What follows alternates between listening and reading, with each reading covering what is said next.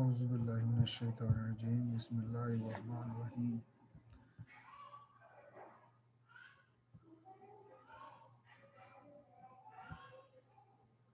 बेटा जी, हमारा टॉपिक है आज का टोटल क्वालिटी मैनेजमेंट का।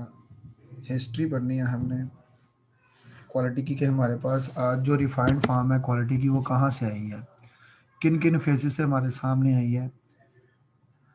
बहुत सारी चीज़ें दुनिया में एज इट इज़ मौजूद होती हैं, इंसान अपनी वर्किंग के साथ साथ उनको कर रहा होता है, लेकिन उनकी तरफ ऑब्जर्वेशन, उनकी तरफ निगाह जब पड़ती है कि ये इस तरह से एक मेथड है जिसको हम अडॉप्ट किए हुए हैं, तो हमारे बेहतरीन और किसी भी कैटेगरी में, कोई हमारी पर्सनल लाइफ में बेहतरीन अमल आ रहा है या हमारी बिजनेस लाइफ में कोई बेहतरीन चेंजेस आ रही हैं, तो पर्सनल लाइफ में बेहतरीन चेंजेस आ रही हैं, तो उस अमल को बेटा हम बेंचमार्क या उस अमल को हम एक स्टैंडर्ड बना लेते हैं।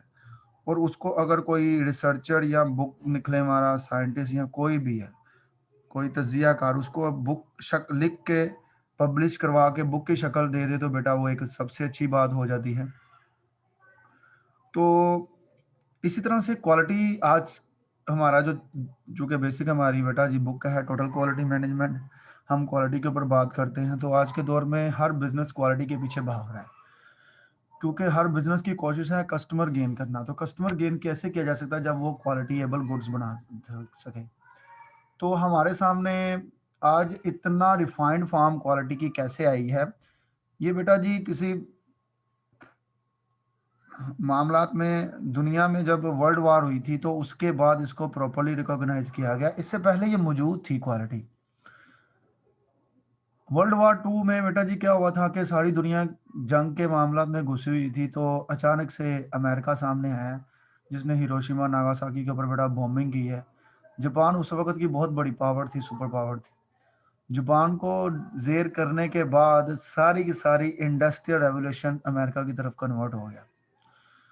तो अमेरिकन ने, जब अमेरिकन को पूरी दुनिया, जब बेटा एक हिसाब से पूरी दुनिया तबाह होके बैठी हुई थी, जर्मन बिखरा पड़ा था, उनको पता ही नहीं था हमारी फौजें किधर है। उनके पास एक उसके बाद आती थी बेटा जापान, सबसे बड़ी पावर थी, वो ख़त्म हो गई, जेर हो गई है। तुर्की की सल्तनत बहुत बड़ी थी, उसके टुकड़े हो गए। तो अमेरिकन के बेटा जी जो इनके बाद मिलते हैं, जो इनके हावी हारी इनके जो साथी थे वो हैं ब्रिटिश। अब ब्रिटिश में भी तब ही इंडस्ट्रियल रेवोल्यूशन आया और अमेरिकन में भी आया। जब इस रेवोल्यूशन में बेटा जी सारी दुनिया की डिमांड अमेरिका की तरफ हुई, तो अमेरिकन ने प्रोडक्शन को हाई स्केल पे करना शुरू कर दिया। इतने बड़े स्केल पर उन्होंने प्रोडक्शन करना शुरू कर दी कि हर किस्म की दुनिया की चीज़ को उन्होंने प्रोड्यूस करना शुरू कर दिया अमेरिकन ने। तो जब वो चीज़ें प्रोड्यूस कर रहे थे तो बेटा पूरी दुनिया से उनको डिमांड आती थी, तो उन्होंने एक ड्यूरिंग प्रोडक्शन एक चीज़ को बड़ा एम्फोसिस किया, देखा, गौर किया कि हम जब प्रोडक्शन कर रहे हैं तो हम कोई चीज़ें क्वालिटी में भी तैयार कर सकते हैं। क्वालिटी का तब से नाम, पहले नाम मौजूद था, तब से प्रॉपरली यूज़ किया जाने लगा क्वालिटी का नाम, कि जी क्वालिटी में अगर गुड्स बनाएंगे तो हमें फ़ायदा होगा। हम इस तरह से पूरी दुनिया में अपनी एक बेटा मोनोपोली क्रिएट कर सकते हैं, इजारादारी क्रिएट कर सकते हैं। अमेरिकन ने सोचा। तो बेसिकली क्वालिटी हमारे पास आज रिफाइंड फॉर्म में कैसे आई है, ये हमारा लेक्चर नंबर 1 है।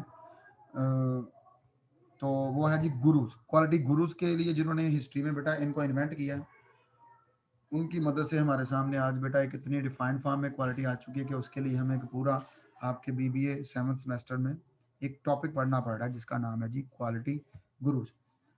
पूरी किताब पढ़नी पड़ रही है उनकी मेहनत से।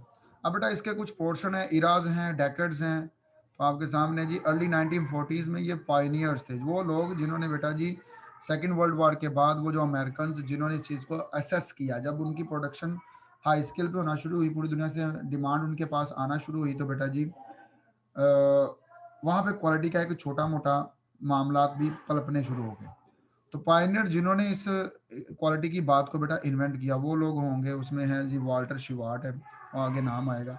फिर अर्ली 1950s में पूरे 10 साल बाद डेकेड में American who took the message of the quality to Japan. अब वो जो वाल्टर शिवार्ट था अर्ली पायनियर जिसने बेटा इस क्वालिटी के नाम को मुतारफ करवाया, उसके कुछ स्टूडेंट्स थे जिन्होंने क्वालिटी को अमेरिका में अप्लाई होते हुए देखा, उसके प्रोज एंड कॉन्स देखे, उसके बेनिफिट्स देखे, और चूंकि जापान तब तबाह हाल शक्ल में था, तो वो इस मैसेज को लेके जापान चले गए और एक दोबारा से डेवलपिंग इकॉनमी के तौर पर सामने आना शुरू हो गया जापान। वो बेटा जी उसमें भी 3-4 नाम आते हैं जो कि ये अर्ली 1950 से ये मैसेज लेके अमेरिका से जापान गए। उनमें जो नाम आता है बेटा, वो मैं आपको बताता हूँ। डॉक्टर डब्ल्यू एडवर्ड डेमिंग थे, ये उनका मेन नाम है। इसके अलावा जोसेफ जुरान भी गए थे, आगे आ जाएंगे। तो उसके बाद लेट 1950s वाले आते हैं जिन्होंने क्वालिटी के ऊपर वर्किंग की है। मतलब ये सारे लोग हैं जिन्होंने क्वालिटी को आज की दुनिया में इतने एडवांस फॉर्म में पेश किया। तो इन्हीं के रूल्स, इन्हीं के रेगुलेशन, इन्हीं की कही हुई बातों के ऊपर हम अमल करके कंपनियों ने बेटा इतना ज़्यादा बूम हासिल कर लिया, जिसमें सर फरिश्ता जी टोयोटा, जिसने इशाकावा आगे आएगा, उसका नाम बेटा जी कौरू इशाकावा, जिसकी सेइंग्स के ऊपर, जिसके 14 पॉइंट्स ऑफ क्वालिटी और 7 डेडली साइंस ऑफ क्वालिटी को मेजर करते हुए टोयोटा कंपनी आज इतनी हाई लेवल पे पहुंची हुई है बेटा। उसके बाद जब जापानीज के पास आए तो बेटा आपको पता जापानीज कितनी वर्किंग करने वाली कौम है। तो जापानीज के पास जब वो आए तो उन्होंने बेटा जी इतनी अच्छी वर्किंग की, उनको देखते हुए अमेरिकन को। तो वो 1950 से लेट वाले वो कुछ गुरु साहब ने, जिनको कहते हैं Japanese who develop a new concept in response to America.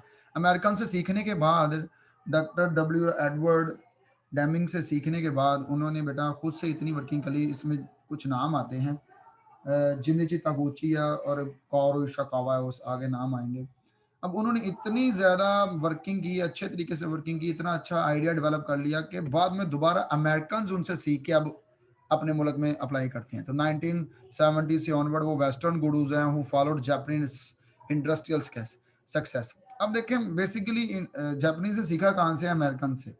और अपने उस आइडिया को जो अमेरिकन की तरफ से उनकी तरफ आया था, उसको इतना इन्होंने रिफाइन कर लिया कि दोबारा से वेस्टर्न गुरुज, ये जितने भी हैं बेटा अमेरिकन वगैरह, दोबारा उनसे सीखते हैं। तो ये जी उसके बाद अब इनके वन बाय वन इन इराज को डिस्कस करते हैं हम बेटा।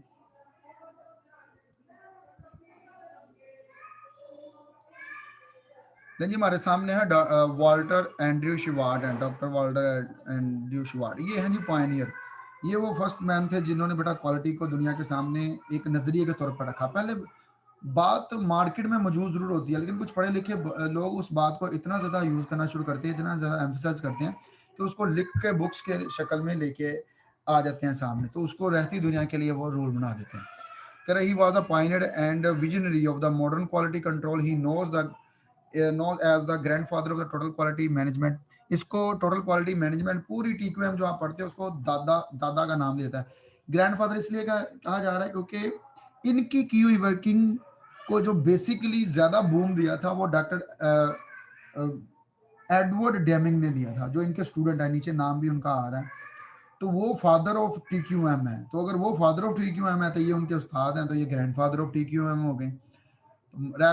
Refer to as the father of statistical quality control. अब इन्होंने एक स्टैटिस्टिकली इसको भी मेजर करना सिखाया था, क्वालिटी को किस तरह से मेजर कर सकते हो आप। इन्होंने tools and techniques and rules and regulation भी मुतारफ करवाए, SQC के मुतारफ करवाने के ये फादर हैं। He is known as the man who discovered quality. ये मैंने पहले बताया कि ये वो बंदा जिसने डिस्कवर किया। He was one of the W Edwards Deming's teacher. ये डब्ल्यू एडवर्ड डेमिंग टीचर, ये वो बंदा था जो इनसे सीखने के बाद शिवार्ट लैब से, एंड्रयू लैब से वो मैं जापान गया था, ये वो बंदा थी। अब इनकी बेटा जी जो कंट्रीब्यूशन है वो देख लें। Develop the concept of PDSA। PDSA बोलते हैं बेटा practice due, sorry practice do, इसको S भी बोलते हैं और C बोलते हैं, check and act cycle. PDSA practice do check act cycle, ये बेटा जी इन्होंने मुतारफ करवाया था। और इसमें ये तो आप देख लें, लफ्ज़ से समझ आ रही है आपको, लफ्ज़ से बेटा आपको समझ आ रही है कि पहले आप क्वालिटी को मेंटेन करने के लिए पहले आप इस चीज़ की प्रैक्टिस करो, फिर प्रैक्टिस करने के बाद उसको एक्शन में लेके आओ, डू करो। काम करने के बाद उसको चेक करो कि जो आपने काम किया वो बिल्कुल ठीक है कि नहीं ठीक, और बाद में उसको केम इनटू एक्शन ले आओ, उसको बेटा बेंचमार्क बना दो। और SPC chart, statistically quality control के चार्ट भी इन्होंने मुतारफ करवाया था बेटा। Father of statistical quality control है TQM in the form of statistical quality control was invented by Walter A. Schwartz. इन्होंने मुतारफ कराया था बेटा जी स्टैटिस्टिकली क्वालिटी को कैसे आप बेटा मेजर कर सकते हैं अगर बिजनेस में करना चाहते हैं, और क्वालिटी को मेजर करना ही अच्छी बात है, ताकि आप बेटा जी जब क्वालिटी को मेजर करेंगे तो आप अपनी प्रोडक्शन के अंदर चेंजेस को समझ पाएंगे कि कौन से एरा में हमने अच्छी प्रोडक्शन की है और क्वालिटीएबल की है, और उस एरा को हम बेटा अपना बेंचमार्क बना के उसके हिसाब से अपनी वर्किंग करते हैं, जैसा कि इंडेक्स नंबर आपने पढ़ा होगा इंटर में। अच्छा जी, नेक्स्ट है जी जो इनके स्टूडेंट थे डॉक्टर एडवर्ड डेमिंग, जिन्होंने इनसे सीखा, ये अर्ली 1950s वाले हैं, डॉक्टर डब्ल्यू एडवर्ड डेमिंग, जिन्होंने वाल्टर शिवार्ट से सीखा और दोबारा जापान चले गए उनको सिखाने के लिए। Help to reviving Japanese industries post world war two, दूसरी जंग अजीम के बाद जो कि जापान बिल्कुल इंडस्ट्रियल तौर पर बड़ा तबाह हो चुका था, इसने उनको रिवाइव करने में बड़ी हेल्प की। अब देखो बेटा जब आप एक तौर पर तबाह हो जाते हो एक मरतबा, तो दोबारा आप अपने पाँव पे खड़ा होने के लिए आपको पूरी दुनिया को कम्पीट करना पड़ता है, क्योंकि बाकी दुनिया अपनी जड़ें गाड़ चुकी होती है। आप देखिए आज के दौर में आप इन्फिनिक्स, ओप्पो, वीवो, हवावे, इन चीज़ों को कैसे रिप्लेस कर सकता है नोकिया। नोकिया एक वक्त में बहुत बड़ा बेटा मगरमच्छ था, ये टेलीकम्युनिकेशन कंपनी या मोबाइल फोन कंपनी के दौर में, मतलब इस सेगमेंट में, इस सेक्टर में, सेक्टर ऑफ इकोनॉमी में। आज ये उनको कैसे कम्पीट कर पाए, कभी भी नहीं कर पाएगा, क्योंकि एक दौर में नो डाउट ये मगरमच्छ था, लेकिन इसने उनको रास्ता दिया है। इसने अपनी क्वालिटी को उस तरह से नहीं बनाया, क्वालिटी वक्त के हिसाब से चेंज होती है, quality according to need of customer होती है बेटा। उस नोकिया नहीं कर पाया, तो आज बेटा दूसरी कंपनी आ गई, उनको ये पीछे नहीं कर पाएगा। हाँ कर सकता है अगर उनके लेवल की या उनसे बढ़ के क्वालिटी पेश करे। तो इस तरह अमेरिकन जापानीज के साथ यही मामला हुआ था कि उन्होंने बेटा जी, चूंकि ये पहले तो टक्कर पे थे, कह लेंगे पूरी दुनिया में टॉप पे थे, इनकी इंडस्ट्री जब तबाह हुई है तो दोबारा अमेरिकन इंडस्ट्री ऊपर आ गई है, बूम उनको हासिल हो गया। तो अब रिवाइव करना बड़ा मुश्किल, रिवाइव करना और साथ में मेंटेन करना और दुनिया को दोबारा बूम पे अपनी इंडस्ट्री को दुनिया में लेके आना, तो उसके लिए अमेरिकन ने ही इनकी मदद की, कुछ रिसर्चर्स थे। He states that top management has high responsibility for quality improvement than senior और middle management। इस इन्होंने ये बड़ी अच्छी बात की थी कि टॉप मैनेजमेंट ही इसकी रिस्पॉन्सिबल होती है मैनेज करने का क्वालिटी को। Studied under the Shewhart at Bell laboratories. अब शिवार्ट की बेल लेबोरेटरीज में इन्होंने उनसे काम सीखा था, जैसे मैंने पहले बताया ये उनके शागिर्द हैं। He champion the work of Walter Shewhart including SPC, operational definition and PDSA cycle. ये पीडीएसए साइकिल हम पहले पढ़ चुके हैं, प्लान, डू, चेक, या यहाँ पे इसको स्टडी बोल सकते हैं, प्लान, डू, स्टडी, एक्ट, या plan, do, check, act cycle. तो इन दोनों जो वाल्टर की बेटा जी खिदमात थी उसको इन्हें सराहते हुए इसने आगे उसको आगे कंटिन्यू रखा, क्योंकि अपने उस्ताद की सेइंग्स को, अपने उस्ताद की रिसर्च को इसने आगे बढ़ाया, जिसकी वजह से ये भी फेमस हो गया। ये भी कंट्रीब्यूट था TQM का। इन्होंने 14 पॉइंट दिए थे, 14 पॉइंट्स फॉर क्वालिटी मैनेजमेंट इन्होंने दिए थे बेटा, कि जिन वो पॉइंट, ये कुछ पॉइंट्स हैं, लिखे हुए पॉइंट्स हैं, कहेंगे तो बेटा ये मिल भी जाते हैं पढ़ने के लिए। इन्होंने 14 पॉइंट ऐसे मुतारफ करवाया कि अगर ये पॉइंट को कंपनी कोई भी फॉलो कर ले तो वो क्वालिटी को मेंटेन कर लेती है। और 7 डेडली साइंस भी इन्होंने बताए, डिजीजेज, कि ये खराबियां हैं क्वालिटी को जो दीमक की तरह चाटती, इनसे बचा जाए तो आप बिजनेस अच्छा कर सकते हो। द थ्योरी ऑफ वेरियंस, अब इन्होंने थ्योरी ऑफ वेरियंस भी मुतारफ कराया। वेरियंस थ्योरी बोलते हैं कि क्वालिटी और बेटा जी आपकी बिजनेस की बूम में एक वेरियंस पाया जाता है। अगर आप बिजनेस को ऊपर लेके जाना चाहते हो तो आप क्वालिटी बेहतरीन कर लो, एक रिलेशनशिप वेरियंस इन्होंने मुतारफ करवाया था। ही पॉपुलराइज द पीडीसीए साइकिल। अब वो प्लान, डू, स्टडी, एक्ट वाले को इन्होंने प्लान, डू, चेक, एक्ट कह दिया था। फर्क सिर्फ इतना ही इन्होंने किया अपने उस्ताद की सेइंग्स के और अपने साथ। ये थे एक जो कि जापान गए थे। उसके बाद बेटा इनके साथ एक गए थे जोसेफ जोरान, उनको हम देखते हैं जी। ये जोसेफ जोरान थे जो कि डॉक्टर डेमिंग के साथ जापान गए थे। He was the another American who went to Japan. Joseph Moses Juran is considered to be the father of quality control. अब देखो बेटा, एक होता है टोटल क्वालिटी मैनेजमेंट, हम पढ़ रहे हैं पूरी किताब टोटल क्वालिटी मैनेजमेंट की। टोटल क्वालिटी मैनेजमेंट तो एक किताब होगी जिसमें हम टोटल क्वालिटी को पूरे बिजनेस के अंदर मैनेज करते हैं। मैनेज का मतलब होता है कंट्रोल करना, मॉनिटर करना, चीजों को देखना और अपनी नजर के अंदर उनको एग्जीक्यूट करवाना। लेकिन कंट्रोल में क्या होता है कि जब टोटल क्वालिटी मैनेज आप कर रहे हो, फिर कोई गलतियां सामने आ रही हैं तो उन गलतियों के ऊपर सख्ती से चेक एंड बैलेंस बनाना, ऊपर खड़े रह के उस गलती को पकड़ना, जो गलती कर रहा है उसको सजा देना, और जो उस काम को ठीक कर रहा है उसको अप्रिशिएट करना with reference to monetary terms. तो इन्होंने क्वालिटी कंट्रोल का बेटा एक कॉन्सेप्ट दिया कि आप जो एक ये तो है, क्वालिटी तो मैनेज होगी बिजनेस के अंदर, लेकिन अगर क्वालिटी में कहीं खराबियां आ रही हैं उनको खत्म भी तो करना ना। वो क्वालिटी कंट्रोल चेक इन्होंने लगाया। He was the contributor to TQM, भी टोटल क्वालिटी मैनेजमेंट को मानते हैं। इनकी एक सेइंग अच्छी है, Juran was one of the first to write about the cost of poor quality. Cost of poor quality बेटा आज मैं आपके सामने नोकिया की एग्जांपल है कि जो बंदा पुअर क्वालिटी रखता है उसको फिर उसकी कॉस्ट भी बियर करना पड़ती है, वो मार्केट में पुश आउट हो जाता है। ये बेटा पूरे के पूरे जो आपके सामने मैं बात करने लगा हूँ, कंपटीशन से आउट हो जाता है जो बेटा जी इस तरह के मामलात में रहता है। He concentrated not just on the end consumer but on other external and internal consumers. इन्होंने बेटा इस बात के ऊपर भी जोर दिया कि इंटरनल एक्सटर्नल कंज्यूमर को ध्यान दें। अगर आप बाहर वाले कस्टमर को चीज बेचना चाहते हैं तो आप पहले खुद को उस जगह पे रख के सोचें कि आपको वो चीज पसंद है कि नहीं। इन्होंने कंट्रीब्यूशन दी, पेरेटो प्रिंसिपल दिया 20-80 का, 20% गलतियां करने से 80% मामला खराब होते हैं। क्वालिटी कंट्रोल हैंडबुक लिखी जिसे बाइबल ऑफ क्वालिटी कहते हैं। देखो इतना बड़ा नाम दिया उन्होंने बाइबल ऑफ क्वालिटी, कि इतनी अच्छी बुक है कि उन्होंने अपने एक इस्लामिक किताब के साथ उसका नाम अटैच कर दिया जो उन्होंने लिखी, जिसकी वजह से इनको बेटा बहुत ज्यादा फेम मिला था। क्वालिटी की इन्होंने हैबिट कुछ डिजाइन की थी, 4 है, वो यहाँ नीचे लिखी हुई है। अब इन्होंने क्वालिटी ट्रायोलॉजी भी मुतारफ कराई, 3 तरह की क्वालिटी है। आप क्वालिटी को प्लान करते हो, क्वालिटी कंट्रोल करते हो, इंप्रूव करते हो।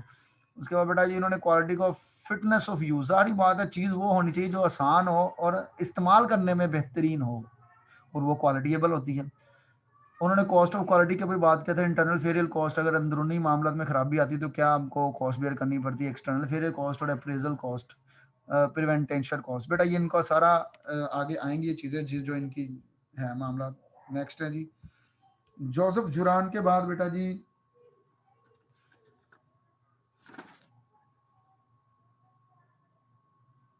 इनकी कंट्रीब्यूशन के बाद बेटा जी वो लोग जिन्होंने अमेरिकन कॉन्सेप्ट से अपना आइडिया बेहतर किया, उनके नाम आते हैं बेटा। वो है जापानीज, वो है कोरो इशिकावा, पहले बंदे हैं। दूसरे भी जिनिची तगुची है, इसके अलावा और भी वो लोग हैं, लेकिन मैं मेन लोगों का नाम ले रहा हूँ जिनकी कंट्रीब्यूशन आज दुनिया में मौजूद भी है। कोरो इशिकावा वो बंदा है जिसने जापानीज से सीखा और उसके बदले में अपना न्यू कॉन्सेप्ट इन्होंने अरेंज किया था। He was the Japanese guru who developed new concept in response to the American. He was known as for popularizing the 7 basic rule of the quality and the philosophy of the total quality. अब इन्होंने 7 rules मुतारफ करवाए और philosophy बोलते हैं बेटा, ये mind game होती है। लोगों के दरमियान एक बात पॉपुलर होना शुरू हो जाए, एक फिलोसफी उसे बोलते हैं कि चीज को इतना सा हाईलाइट कर दो कि वो सबके दिमागों में छा जाए। इन्होंने उसके ऊपर इतनी वर्किंग की। Study under Deming and Juran and Feigenbaum. अब फैगनबाम भी है और ये देखें, ये वो सारे लोग हैं बेटा जी जो जापान से आए, सॉरी अमेरिका से आए थे जापान में। फैगनबाम भी है, उनकी मैंने आपसे स्लाइड शेयर कर दूंगा। अब इनके फिलोसफी के की एलिमेंट क्या थे कि इन्होंने quality begins with education and and with education, कि अगर आप क्वालिटी को मेंटेन करना चाहते हो तो आपको पढ़े लिखे होना जरूरी है, और क्वालिटी का खात्मा भी पढ़े लिखे लोगों पे ही होता है। तो दोनों में इसने पढ़े लिखे लोगों को बेटा इस बात का जिम्मेदार ठहराया है। The first step in quality is to know the requirement of customer. Customer के बारे में देखो भाई, जो वो चाहता है वो चीज बनाओ, ना कि जो आप चाहते हो। Ideal state in quality control occurs when the inspection is no longer necessary. इन्होंने बड़ी अच्छी बात की है बेटा। 7 इनके प्रिंसिपल बड़े कमाल के हैं जो कि टोयोटा में अप्लाई हुए हैं, और टोयोटा पूरी दुनिया में ऐसे बूम पे चलेगी, आप देख लें, उसको कोई टक्कर नहीं दे सकता आज। कि क्वालिटी कंट्रोल तब आपका मेंटेन होगा सही कि जब गलती की गुंजाइश बाकी नहीं रहेगी। रिमूव द रूट काजेज, वजूहात को ही खत्म कर दो, नॉट सिम्टम्स। छोटे मोटे सिम्टम्स नहीं, वजह ही खत्म करें आप। 95% problem can be solve with that problem solving tools. जब प्रॉब्लम आती है उसको सॉल्व करें टूल्स, जो प्रॉब्लम सॉल्विंग टूल है। ये नहीं कि उसको बहस का जरिया बना के एक दूसरे को डिग्रेड करें और बस enough. Quality control is the responsibility of the all worker all divisions. सब वर्कर और डिवीजन की जिम्मेदारी है, सबको बताएं कि आपकी जिम्मेदारी क्वालिटी को मेंटेन करना। टॉप मैनेजमेंट बेटा not show anger when facts are presented by subordinates. जब छोटे रैंक के लोग उनके सामने उनकी गलतियां रखेंगे ना, तो टॉप मैनेजमेंट को गुस्सा नहीं करना चाहिए। इन्होंने बड़ी अच्छी बातें की एलिमेंट दिए हैं इन्होंने अपनी फिलोसफी है। अब कंट्रीब्यूशन में क्या है, develop the concept of deployment of quality control cycle. जब इन्होंने फिलोसफी पेश की उसके बाद उन्होंने डिप्लॉय भी किया। फिलोसफी होती है माइंड गेम, लोगों के दिमागों में एक बात छा जाए। उस बाद अपने जो 7 प्रिंसिपल इन्होंने दिए थे उसको इन्होंने अप्लाई भी करके दिखाया, वो होंडा में अप्लाई किया था। उसके लिए मूवमेंट भी father of the quality circle movement बाद में इनको नाम दे दिया गया कि इन्होंने क्वालिटी को जापान के अंदर मुतारफ ही इन्होंने करवाया था। Doctor Ishikawa developed the Ishikawa diagram also known as the fishbone for cause effect diagram. इन्होंने एक डायग्राम बनाई जिसमें आप कॉज एंड इफेक्ट जज करते हो कि ये चीज़ मौजूद होगी आपके बिजनेस में खराबी, तो ये चीज़ नहीं होगी, तो वो आपके सामने आ जाएगी चंद दिनों में। Introduce concept that the next process is the customer. ये कमाल का पॉइंट है इनका, कस्टमर के ऊपर इन्होंने बड़ी बात की है कि कस्टमर को देखते हुए काम करेंगे तो बेटा आप कभी भी, वो कहता है कि बिजनेस इज बैक एंड पे नहीं जा सकती, क्योंकि कस्टमर अगर आपका खुश है तो बेटा आपकी क्वालिटी बेहतर है। और क्वालिटी को कौन मेजर करता है? कस्टमर ही करता है। आपने बड़ी अच्छी चीज़ बनाई है अपनी तरफ से, लेकिन कस्टमर ने उसमें से खराबियां निकाल दी हैं, तो उस चीज़ का फायदा ही कोई नहीं है। नेक्स्ट है जी, जो है अमेरिकन से जिन्होंने आइडिया लिया और उन्हें अपना एक कॉन्सेप्ट डेवलप किया, वो है जिनजी तगोची। He was the Japanese guru who developed new concept in response to American. He emphasized quality through robust design, not quality through inspection.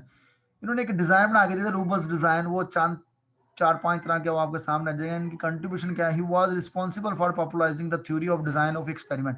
अब इन्होंने डिजाइन जो बनाए, रोबस्ट डिजाइन, उनमें इन्होंने एक्सपेरिमेंट के सारे डिजाइन तैयार करके दिए कि इनके अंदर रख के तोलो अपनी प्रोडक्ट को, क्या वो पूरा उतरती है तो वो क्वालिटीएबल है। He break the design process into 3 stages: system design, parameter design, अपने सिस्टम को डिजाइन करें, चीजों को इन लेआउट में रखें मशीनरी को कि वो क्वालिटीएबल चीजें प्रोड्यूस करें। पैरामीटर्स ऐसे सेट करेंगे जिनसे बाहर कोई भी आपका एम्प्लॉय जा ना सके। और टॉलरेंस डिजाइन, कि कहाँ तक आपने क्वालिटी में टॉलरेंस रखनी है और कहाँ तक नहीं रखनी। इंट्रोड्यूस क्वालिटी लॉस फंक्शन, ये बड़ी अच्छी बात की। Deviation from target is a loss to society. इन्होंने बोला कि क्वालिटी जब खराब होती है ना किसी बिजनेस की, तो उसका इफेक्ट सोसाइटी पे जाता है। और जाहिर बात है बेटा, जब बिजनेस कोई बंद होता है तो सोसाइटी पे उसका अच्छा खासा इम्पैक्ट होता है। उसके इम्पैक्ट में ये बात बड़ी काबिल गौर है कि बेटा जी उसके अंदर जो एम्प्लॉयज़ काम कर रहे हैं उनको वो टर्नओवर करना शुरू करते हैं, निकालना शुरू करते हैं। एम्प्लॉयज़ की सैलरियाँ नहीं दी जा सकती क्योंकि कंपनी मेंटेन नहीं कर पा रही है अपने आप को। ये हमने मेरे ख्याल से पढ़ लिया एडवर्ड डेमिंग। अच्छा जी, उसके बाद एक मेरे ख्याल से सामने जोसेफ जुरान भी ये थे बेटा जी, अर्ली वाले।